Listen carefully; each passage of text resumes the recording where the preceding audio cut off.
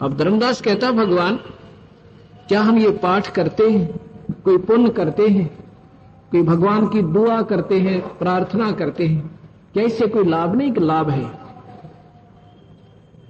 लाभ है लेकिन नहीं भी है। कैसे?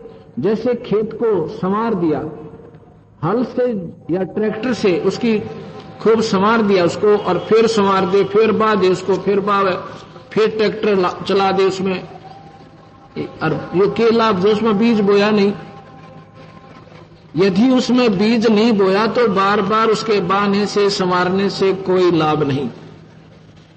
पाठ, आरती, धर्म, दुआ। दुआ माने प्रार्थना। जैसे गायत्री मंत्र आम भक्तजन पढ़ते हैं, या फिर कोई आरती ओम जय जगदीश हरे स्वामी जय जगदीश, या कोई मंत्र जैसे वेदों के गीता के पढ़ते हैं, इससे ये शरीर रूपी खेत समर जाता है। धार्मिक शास्त्र पढ़ने तक संतों के सत्संग सुनने से ये संवर जाएगा, और जो इसमें बीज नहीं बोया तो व्यर्थ जाएगा। पाठ, आरती, धर्म, दुआ से क्या कोई लाभ नहीं है? कितना है? पाठ, आरती, धर्म, दुआ से खेत संवारा जाता है। पाठ, आरती, धर्म, दुआ से खेत संवारा जाता है। सत्य नाम बीज जो बोए फल भक्ति का पाता है। सत्य नाम बीज जो बोए फल भक्ति का पाता है। काल जीव को उलझाता है, दे के उल्टा ज्ञान भक्त मैं अर्ज करूं। ज्ञान सुना दे, विधि बता दे, ओ मेरा कल्याण भक्त मैं अर्ज करूं। फिर भी क्योंकि ये पुराना रंग है ना जीव का, जल्दी से उतरता नहीं।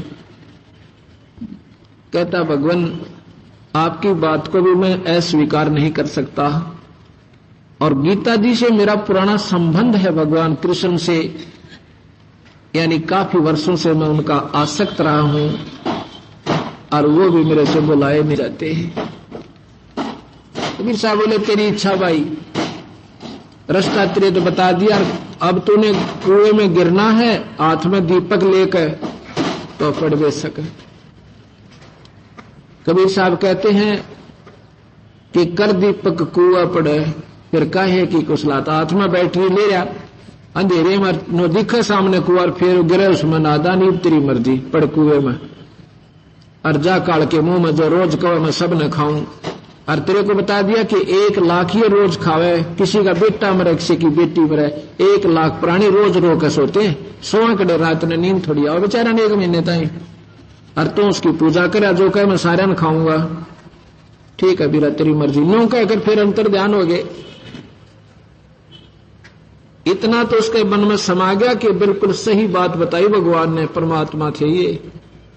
और अब उसके बाद ना तो उसकी कोई तीर्थ यात्रा में रुचि रही, ना राम और कृष्ण में रही, क्योंकि गीता जी में लिखा कि अर्जुन जब तुझे उस पूर्ण परमात्मा का ज्ञान हो जाएगा, तेरी आस्था हमारे में, ब्रह्मा विष्णु महेश में और मेरे में ऐसे रह जाएगी जैसे बड़े तालाब का प्राप्त हो जाने पर, बड़े जलाशय की प्राप्ति हो जाने पर और छोटी सी तलैया में रह जाती है। इतना ही ऐसे लिख रहा क्या गीता में कि अर्जुन जब तुझे पूर्ण परमात्मा सतपुरुष का, परम अक्षर ब्रह्म का, किसी पूरे संत का सही ज्ञान हो जाएगा ना, तब तेरी आस्था इस निम्न सतर की साधनाओं में ऐसे रह जाएगी जैसे बड़े जलाशय के प्राप्त हो जाने पर और छोटी सी तलैया में रह जाती है। ऐसी धर्मदास की आस्था बनेगी कि ना तो नहीं तो ये ब्रह्मा विष्णु महेश की साधना व्यर्थ, क्योंकि गीता में लिख रखा, गीता में ऐसे ही लिखा 14वें अध्याय के 18वें श्लोक में कि अर्जुन ब्रह्मा का उपासक यानी रजोगुण उपासक वो क्या होगा, कोई संत भी उसने बना लिया, मान लीजिए साधक ने, वो कहां जाएगा? वो ना स्वर्ग जाएगा, उसको एकाध मनुष्य शरीर मिल जाएगा और अपनी पूंजी को समाप्त करके फिर 84 में चला जाएगा। और भगवान विष्णु यानी सतोगुण की साधना करने वाला साधक उसमें स्वर्ग जाएगा, उसके बाद फिर 84 में आ जाएगा। ये साधना अच्छी नहीं, और तमोगुण उपासक सीधा नरक में जाएगा, यानी शिव उपासक। तो ये बात तो वो समझता था कि लिख तो ऐसा ही रखा है, पर ये मन पापी अभी भी आठ अडास बना ही रहा था। जब सामने से साहिब नजर नहीं आए, इतनी बुरी तरह रो रहा है जैसे निर्धन आदमी की खेती लुट जाया करे। और वहां से रोने लगा था, ना वृंदावन गया ना बरसाने में गया। बरसाने में क्यों जाते हैं साधक? कहते हैं कि बरसाने की राधा थी, और वहां क्या कहते हैं बरसाने के लोग, भगवान कृष्ण का नाम नहीं लेते, ना वो जय कृष्ण कहते, ना कृष्ण कृष्ण कहते, ना राम राम कहते, वो कहते हैं राधे राधे। एक दूसरे से मिलते हैं ना, जैसे कोई हम सत साहिब कहते हैं, अन्य राम राम कहते हैं, वहां ऐसे नहीं कहते, वो कहते हैं राधे राधे। कोई मिलेगा ना, चाचा राधे राधे, वो कहेगा बेटा राधे राधे।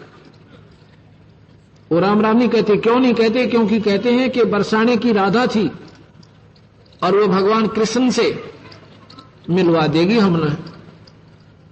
और क्या महिमा गाते हैं, राधे राधे श्याम मिला दे, राधे राधे श्याम मिला दे। न्यों क्या करें, वह राधे बेचारी रो पीट के कभी दर्शन कर पाती थी भगवान के। उस समय राधा को गुंडी कहा करते थे, गंदी औरत मानते थे कि वो बिना समय में भगवान से मिलने यानी एक अहीर से मिलने जाती है। उसके जाने के बाद जो पता चला कि वो तो वास्तव में भगवान थे, और वो तो पवित्र आत्मा थी, राधा भगवान की भक्त आत्मा थी। अब कहते हैं राधे राधे श्याम मिला दे, और जब उसको गंदी कहा करते थे। तो बरसाना भी नहीं गए वो, धर्मदास बरसाना में नहीं गए, वापस चल पड़ते हैं। आ जाते हैं कहां? अपने बांधवगढ़ में। रो रो के रुधन मचा रहे हैं। तो उसमें क्या कहते हैं, जब वापस आ जाते हैं, उसकी धर्मपत्नी ने सोचा, आमनी नाम था उस माई का, उसने सोचा कि भगत जी तो बहुत जल्दी वापस आ गए, ये तो कभी 6 महीने में वापस आने की कहकर गए थे, क्योंकि सभी तीर्थों की यात्रा लगभग 6 महीने में उस समय पूर्ण हुआ करती थी। क्योंकि एक पैदल चलते थे और वर्ष भर भी लग जाए तो कोई ज्यादा नहीं था। तो उसने सोचा कि भगत जी रो रहे हैं, क्योंकि धर्मदास मथुरा से रोने लगा था, और कहां तक रोता आया, बांधवगढ़ तक। उसकी पत्नी कहती है कि क्या बात होगी भगत जी, क्यों रो रहे हो? अब बोल नहीं सक रहा, बोला नहीं जा रहा उससे, धर्मदास से बोला नहीं जा रहा। इतना रो रहा है कि उसका गला भर आया। अंदर जाके कमरे में, अपने मकान में, महल में जाकर इतना फूट फूट कर रोता है जैसे कोई बहुत प्रिय व्यक्ति मर जावे और फिर उसकी याद में इंसान तड़पता है। आमनी ने सोचा, क्योंकि ऐसा ही रास्ता था, उबड़ खाबड़ हो सके है, सेठ के पैसे निकल गए हो, इसलिए यात्रा त्याग कर आ गया हो। अब रो रहा है कि कहीं सेठानी नाराज ना हो जा, कह दे तू तो तीसरे दिन जाता है, पैसे बर्बाद कर रहा है, और मत जा यात्रा पे।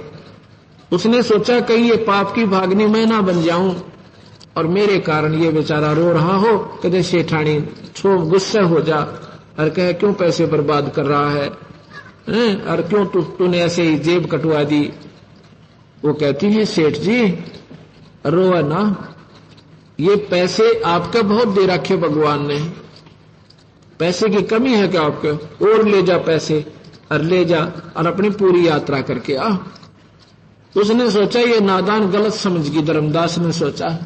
फिर बताता है कि आमनी आज मैं वो धन खो चुका हूं, वो शायद मुझे जिंदगी में ना मिला है।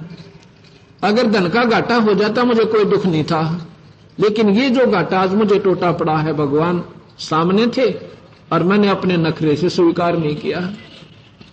तो वो कहती है, उसने फिर सारी कहानी बताई, सतलोक की सृष्टि रचना आमनी को सुनाई, ब्रह्मा विष्णु महेश की स्थिति थी बताई, और काल के प्रत्यक्ष कहानी सुनाई जो कबीर भगवान ने सुनी थी।